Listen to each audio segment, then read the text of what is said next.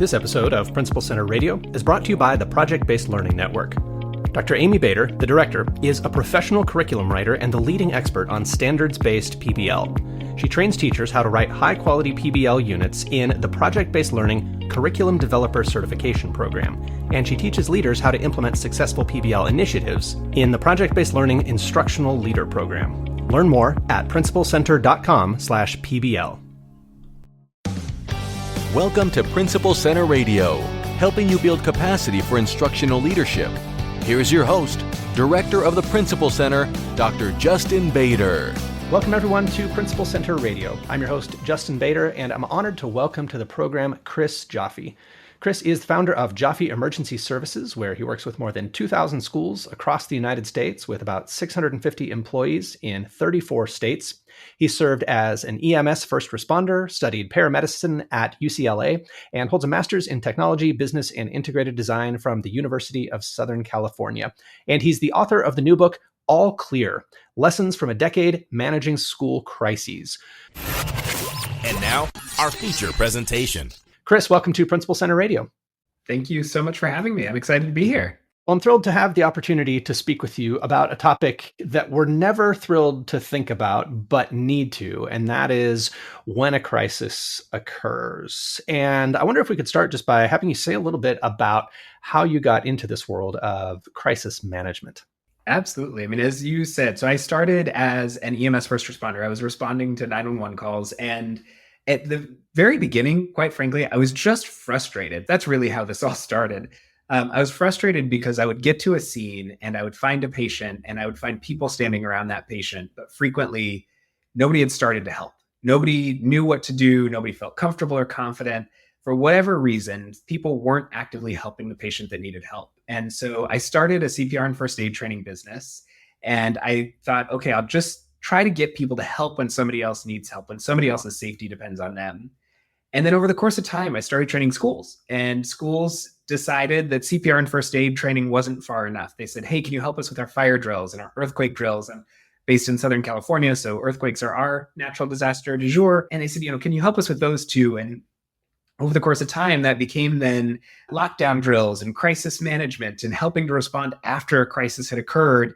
And so really over the last 15 years, we've just kind of found ourselves just building in concentric circles around our schools. And whereas I used to be working in a whole nother job, I used to be thinking about other industries. Today, we work in two spaces. We work with schools, we work with events, and that's because that's where communities are. Right. That's where large numbers of people are and where they have to have a plan. We have to have a plan if something bad happens.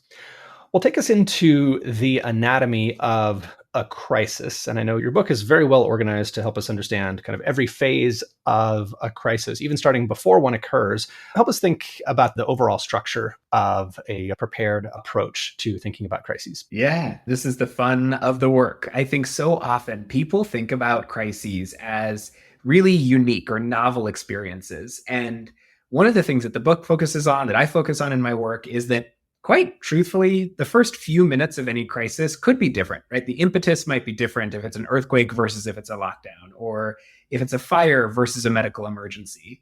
Of course, those first few moments are going to look different. But as we get into the crisis response, our response is going to follow the contours, at least, of the same design over and over and over again.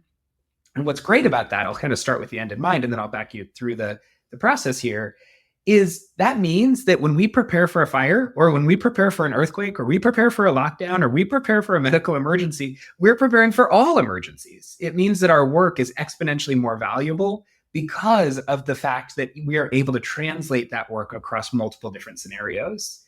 So let's go through this, from the beginning to the end, if you're okay with it. I'll kind of start with the first 7 seconds. I use seconds and then minutes and then hours. You'll follow along here. But I use this structure because I find that, what we need to think about first is, what do I need every single person on my campus to do in the first 7 seconds of an emergency? And I have to be honest, I know it's principals who are listening, right? And folks who are deeply focused on the safety and security of their communities, folks who know every single student, every single parent in your community.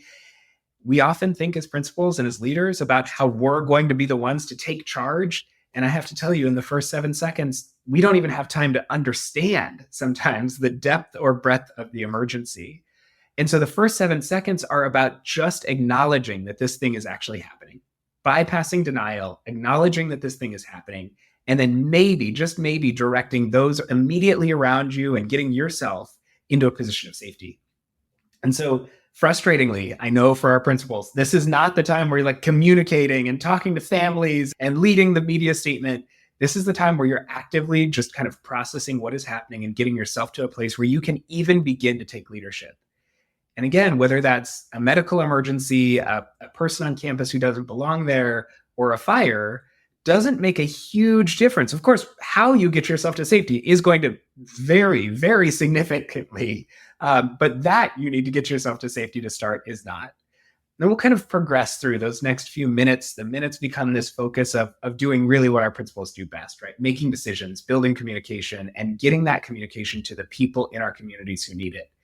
That includes, of course, the people who are on campus. And I think one of the places that we forget often in those first few minutes, the people who aren't on campus too, right? Our families need to hear from us. Our districts need to hear from us. Our local police authorities or fire authorities or other agencies may need to hear from us depending on the circumstances. And so those are just the first two sections of the emergency. And I'll maybe, for the sake of this moment, go on to the next, which I find every single principal needs to lead, regardless of whether your school is 100 students, 10 students, 1,000 students. Every single principal needs to have at least the skills to get to the hours phase. And the hours phase is the one that we see on the media. It's the one that parents experience the most meaningfully. It's also the one that influences, I believe, at least the most significantly, how many students are going to come back to school. And when I talk about the hours phase, what I'm really talking about is reunification. I'm talking about giving every single student back to every single family. And of course, it's our goal, it's our objective that we do that. There are times when we don't have the ability to give every single student back. We'll kind of talk about that. But most importantly, it's the process of getting our community reunited, students with families. And so what I'll ask folks to do, and I love to give an action item, so I'll give you one here, is to think, are you prepared at this point to get not through just the first few seconds, those first seconds where you just get yourself to safety, not just the first few minutes where you start communicating to others, but all the way through giving students back to families? And if your answer is no, A, I want you to keep listening, but B, I want you to start to think about what you need to do to close that gap so that you can get prepared for those first few hours. Your district, your other resources, other agencies can jump in. We can jump in and help you right after the few hours. But you've got to be able to navigate those first few hours on your own in most cases. Yeah. And I'm glad you had that kind of, not necessarily the end game, but that first milestone of reunifying students with their families. And I think one of the things that's so challenging about that for school leaders is often the families show up right away, like within minutes. Now that everybody has cell phones, kids are texting their parents anytime anything happens. And in some cases when nothing has happened, but certainly when there actually is an emergency, parents start showing up. They say, I want my kid now. I want to get my kid out of here. And of course, if we have hundreds and hundreds of cars showing up in the middle of something, that could make things much worse. So we started with just like recognizing and acknowledging for ourselves that it's happening, that the unthinkable has occurred. Maybe this was something that we never thought would occur in our career as school leaders, but recognizing that it is occurring. Take us through the next few phases to get us to that reunification point, and talk to us about how we can do that without the chaos of everybody showing up and demanding their kids and all the kind of drama that we're used to. I think it starts at the very beginning of the crisis. I think it starts with establishing an individual as the incident commander and determining, and in most cases, principals, that's you. And I'll say, I want to be honest, it doesn't have to be you. And I think often we assume it's the principal. So I'll just take a quick side path here to talk about this, because I know there are some principals who are phenomenal in crisis, right? You are driven to this work because that's who you are. But I also know there are some who are not a fan for one reason or another, right? It may be our own individual trauma, right? It may be that we've had an experience that makes crises particularly or acutely challenging for us as individuals. It may be that we're just not big fans of them, that we don't like dealing with fire, police, all those other agencies, with our faculty, even in these kind of high stakes, high stress moments. That's okay. If you're not the best person, if it's not your best foot forward when you're managing a crisis, then give somebody else the responsibility, right? Assign somebody else as the quote incident commander. So it starts with having that incident commander, somebody who is in charge and going to be on campus at all times. Ideally, you should have 3 people just in case, especially if it's you, in case you're at a meeting off campus, if you're somewhere else during the day, if you have a lunch meeting, any of those sorts of things. You ideally have 3 folks who could step into that role. And then it continues to rather, actually starting to use the infrastructure of the incident command system. And I know that's kind of a federal term, a fancy term, but the incident command system is really just a function of who's in charge and who are they communicating to. And so that brings up this challenge of, well, yeah, we are going to have to communicate. And so you mentioned this, but our families are going to hear from their students almost immediately. The reality is, unless our students don't have cell phones, which even if they have the new pouches, even if they have, our students have cell phones, they have a mechanism of communicating to our families. And so our families are going to hear, and that means that we as a school need to communicate as well. And so what we need to start to do, and we should start to do quickly, is get a message out to families that says, here's the situation. It absolutely can be a holding message, a very simple couple sentence message, and it should go out via text, phone call, and email. And it may just say, there is an emergency happening on campus. Student safety is our top priority. We will communicate again in 10 minutes. It may be that simple. And then in 10 minutes, in 9 minutes, we'll communicate again. And we might have to send that same message, right? We still may not know what's going on. But over the course of those increments of time, what we're going to get to is sending out a message that says, families, we're ready for you to come pick up your children. There is always a possibility that some families, maybe even most families, will come before that. But if it's a police-involved situation, there's a good chance police will actually stop them from entering campus. If it's a natural disaster, hurricane, tornado, earthquake, wildfire, those sorts of concerns, there's a decent chance they won't be able to get to campus. And so that may take them a little bit longer. But regardless, as they start to get to campus, we'll get them into a holding area where we can gather them, we can speak to them, we can share with them any updates that are taking place. And then at the same time, we've got a separate team that's focused on student safety. If we're talking about one of those natural disasters, that team might actually be doing food and water distribution because kids may be on campus that long. If we're talking about something like a police-involved incident, a lockdown, an active shooter, some of those really, really fast-moving scenarios, then there's a good chance that we're going to be able to reunify kids well before that time for food and water comes up. But either way, we're trying to kind of manage these 2 distinct populations, and the best tool we have is visual separation. As soon as a family sees their child, a parent, a guardian, anybody, an uncle, any of those folks, right, see their child, the one they're there for after an emergency. For those that are parents that are listening, you know this feeling, right? You're running to that child is running to you, you're picking them up, you're hugging them as tightly as you can. And then from there, it's a question of whether or not we can get the paperwork done, but we will have lost control as a school. And so we want to run this in a really systematized manner. There are some really great models out there. The I Love You Guys Foundation has a great one. We have some tools that we use at Joffe with our schools. It doesn't actually matter which of the protocols you use. What matters is that you have one and that you practice it. So I'll pause there for just a second. Yeah, some very good points. When kids do get picked up, we need to know that they got picked up and make sure that it was okay that they got picked up by the person who picked them up, because there are a lot of potential risks to the wrong person picking up a student, or a student going with a friend and then the parent doesn't know that the student went with a friend. Like we've got to get that right, or else we're going to be in hot water very quickly. Talk to us a little bit about the parent panic that is inevitable when we send out a message like, hey, we've got an emergency at the school. We'll send you an update in 10 minutes. Like, what are parents doing during that time? What are they thinking? And how do we reel that in when we have the opportunity? Because obviously parents are going to want to know all of the details now before we have a chance to really communicate them. And people get upset when we don't share everything that we possibly could have shared as fast as they wanted. I love that. I think there's a couple layers here. And again, it starts well before the emergency occurs. But let's just start with that sort of feeling, that reality that as a parent, you get that message that says there's an emergency at school. And then you have to assume, right, they're also getting a message from their child. And that message from their child, again, let's take a 5th grader. And let's assume that the 5th graders on campus hears everybody be told to move into a secure campus. That's the message that they hear. Now, we know that a secure campus might be a tool that we use for something that happened 4, 5, 10 miles away, but that 5th grader may or may not know that. And so that fifth grader's perception of what's happened is something akin to like a zombie apocalypse, right? That's their perspective of what's going on. The text to their family is like, hey, there's a zombie apocalypse. Now, the family's reading of that text is like, I don't know what the exponential of a zombie apocalypse is, but it's really, really bad, right? That's the assumption that the family makes. And so there's a couple ways that we can kind of manage that. And again, this is before the incident starts.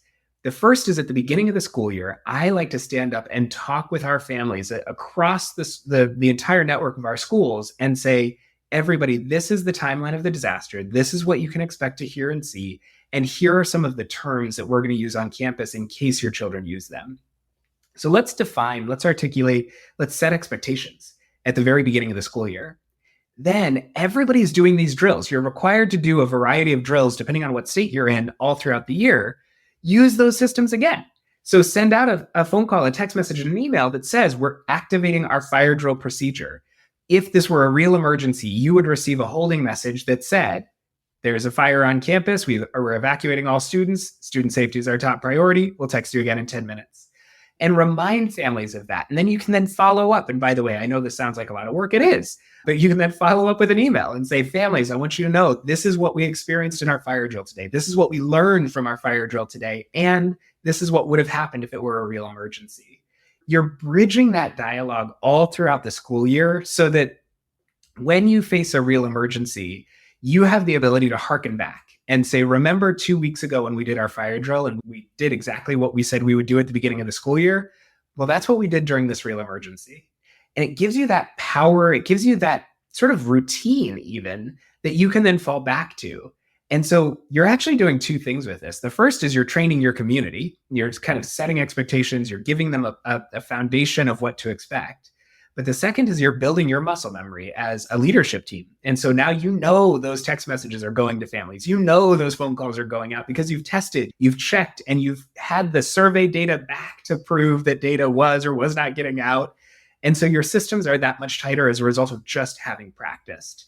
And so I think that's the best way that schools can mitigate those moments. And by the way, you'll notice that I didn't say families aren't going to have that fear, right? Or that the text that says the zombie apocalypse is happening.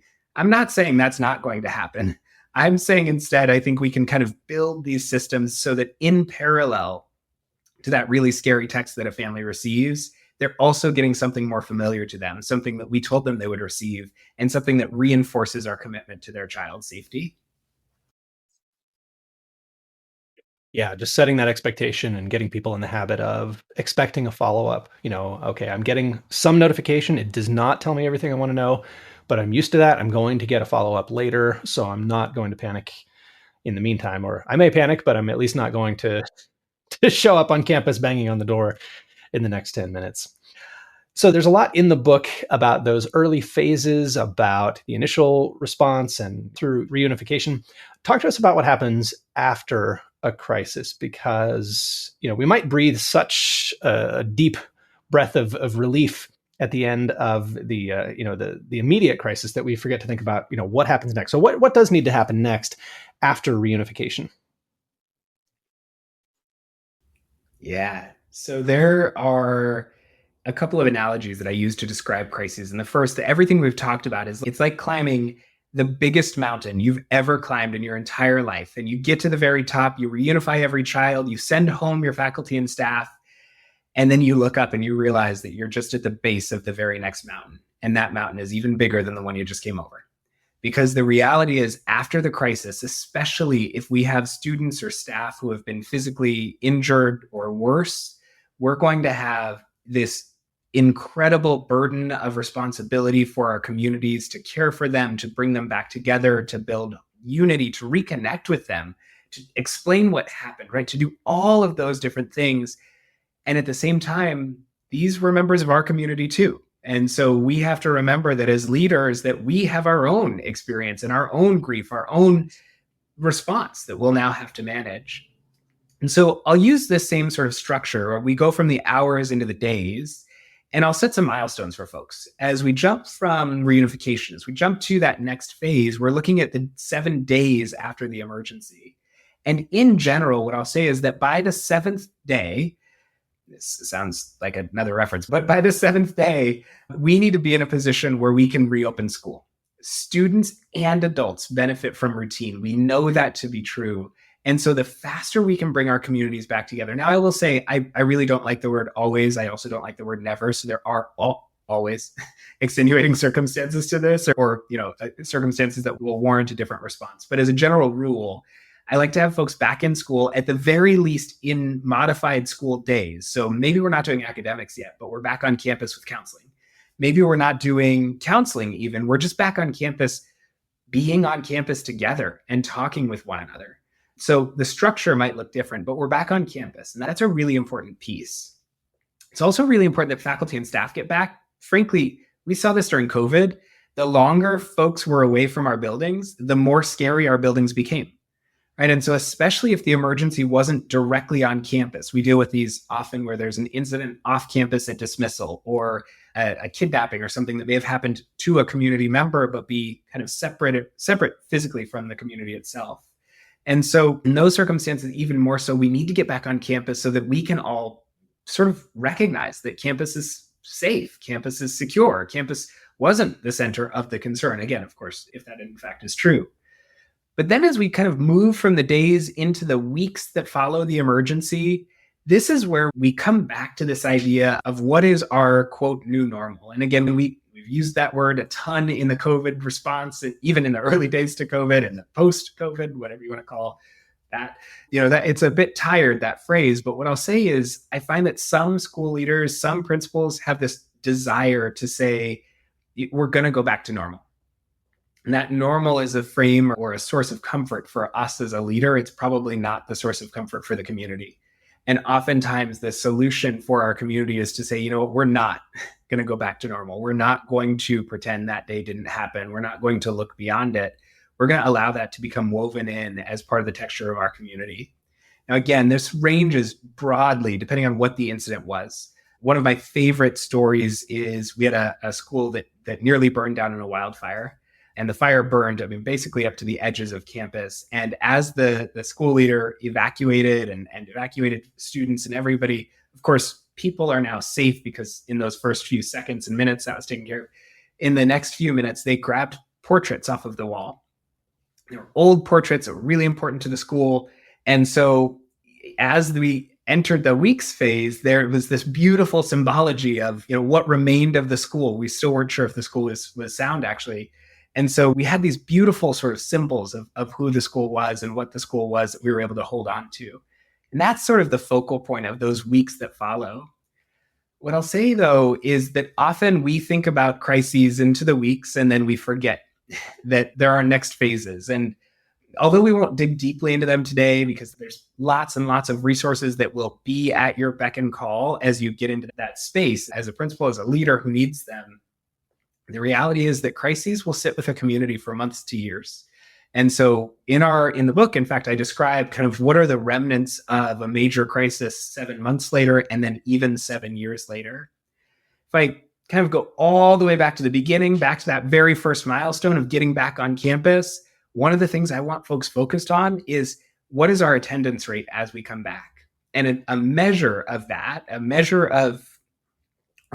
way to influence that, is how well did we do reunification? If we did reunification really, really well, really, really quickly, and we essentially met parent expectations, probably going to see most of our students back on campus in that first 7 days or when we first welcome them back. The second place to measure our success along the way is our following year re-enrollment. Are we seeing markedly different attendance, markedly different enrollment, withdrawals, et cetera, as we approach that next school year? Those are two, albeit lagging indicators, but indicators nonetheless of how we're performing in our early moments of crisis.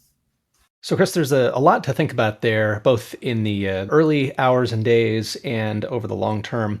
For school leaders who want to get a sense of where they stand currently and how prepared they are at the moment, what can they do? Yeah, so we have a report card that we've put together that we'll share and we'll make a part of the notes if that's okay. And what I find is that this report card, it's only about 25 items, but it analyzes a cross-section of on-campus concerns and frankly, district level concerns, to allow an individual principal to sort of see where they need to really invest time, energy, and effort.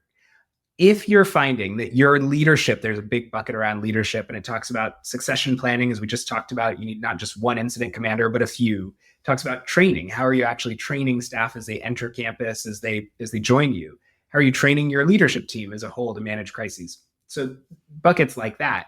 If you're finding that that's a weak spot, then it creates almost an obvious action plan for you that you can then take either to your district team, or if you're doing this on your own, you can build with your board, with your leadership team, with the right folks, your advisors, your mentors, whoever those folks are around you, and say, well, this is the area we need to develop. There's a tech section. I find that so often our schools get excited about tech, and our schools get excited about the safety tech that exists. And I don't think the safety tech is bad. If you have the option, have the ability to add a bunch more, of course, you can always add more. And I find that it can be sometimes a Band-Aid to that leadership work that is so, so important. And so, if you don't have the systems down, it doesn't matter what our tech overlay is, that it won't work. But if you do have the systems down, then even a paper and pencil will help you get there. And so I'd say, kind of analyzing this report card and using this report card as a guide to measure where your starting point is. And then be gentle on yourself, because the reality is you're just finding your start line. Nobody is as good at safety and security as they were before COVID. Again, I don't like the word nobody, but most people, most of our schools are not as good as they were pre-COVID, because for 3 years you were worried about a pandemic. And so we're just reemerging. We're just coming back to some of that skill development that we were working on previously. So be gentle on yourself, be gentle on your leadership team. And remember that as soon as you find the starting line, you can cross it.